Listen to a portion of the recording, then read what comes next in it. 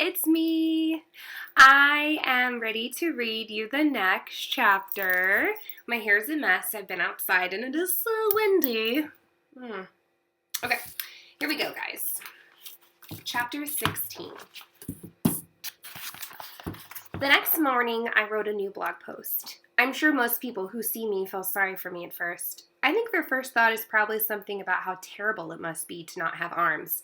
Maybe they imagine me helplessly being carried around by my mom everywhere in a giant baby backpack, and my poor parents having to brush my teeth and feed me through a tube and change my diapers and whatever. What a lot of people don't realize, though, is there are a lot of fantastic things about not having arms. Seriously, I could think of 20 right now. Number 1, no fist fighting. This is really a positive for other people because I would totally win in any fist fight. No, really, it would be a total smackdown. Number 2, no rough elbows. My mom has eczema, so I know what a curse rough elbows can be. Number 3, no need to clean my fingernails. You can add filing, polishing, and trimming to that as well. Number 4, no leaving fingerprints behind at a crime scene. Very helpful if I ever rob a bank. Number 5, no getting caught picking my nose. My shoes are usually in the way. Number 6, no arm wrestling. Number 7, no golf. Well, I suppose I could figure out a way to play golf, but I'm so not gonna because golf is boring. Number 8, no cheesy high fives. Number 9, no making that silly okay circle shape with my fingers. Number 10, fewer areas to put sunscreen on and fewer areas to sunburn. This is a good thing for me because I have super fair skin. Same.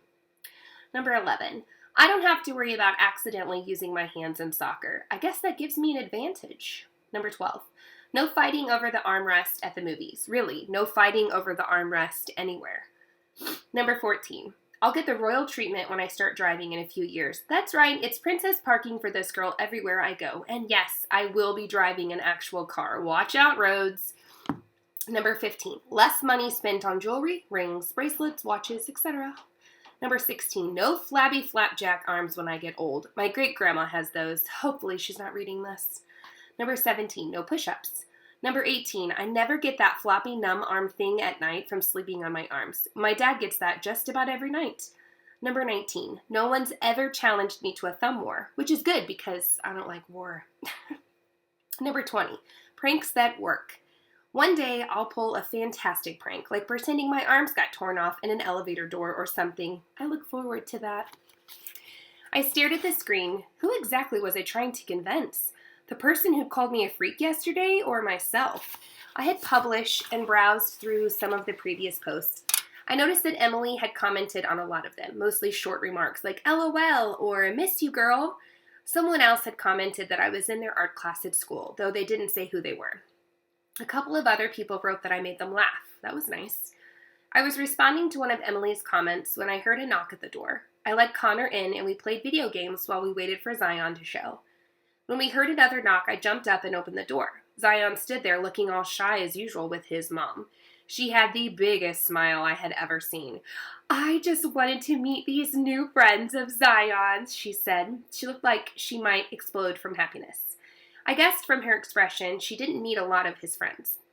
I remembered what Zion had said about his parents being huge geeks as I took in her Wolverine tank top and purple skirt. I thought she looked pretty cool. Hi, I resisted the urge to stare at my own feet like Zion. I'm Ethan. I turned and looked at Connor. That's Connor.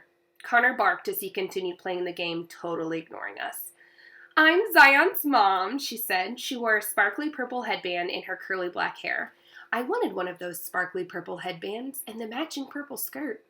She looked at me with eyes that were the same exact deep brown as Zion's. What game are you guys playing? She asked. Just Mario Kart, I said. She glanced from Connor to me and back again, and for one terrifying moment I thought she was going to ask if she could play with us. Instead, she looked down at Zion. Well, have fun playing with your new friend, sweetie pie, she said and kissed him on top of his head. Zion groaned a little. You can go now, Mom, he said, but not really in a mean way. She turned that beaming smile back on me. I'll be back in a few hours if that's okay. Okay, I said. When I shut the door, Zion sighed and said, Oh, I thought she was never going to leave, even though she'd only been standing there for about 1 minute. Hey, where'd your mom get her headband? I asked Zion. He looked at me like I was crazy. I don't know. We played a couple more races, and then I led the two guys to the storage shed. Connor rummaged through the junk while Zion and I tried to read some old documents we found stacked in a giant heap in one corner. Periodically, Connor would hold something up for us like an old boot or a handkerchief and say, "Check this out." Like whatever he was holding was interesting, when in fact, it was not. Connor also found an entire box of books about tarantulas. Cool, I said, dipping my toes into the box and sifting through the books. Maybe you guys can carry this up to the apartment for me. While I browsed through one of the tarantula books, Zion continued moving the stacks of documents and boxes until he uncovered a large wooden desk buried beneath all the stuff. Connor and I examined the desk with him. It had a row of drawers going down one side, but those were locked. "Where do you think the key is?" Zion asked me.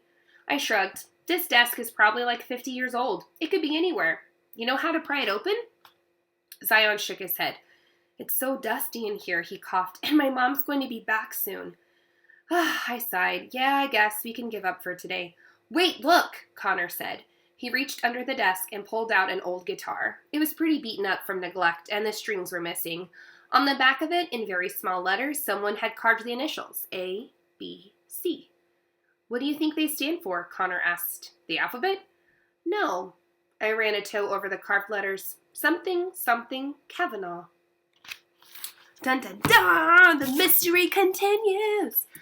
Okay, I'm going to make you all wait until after spring break for the next chapter.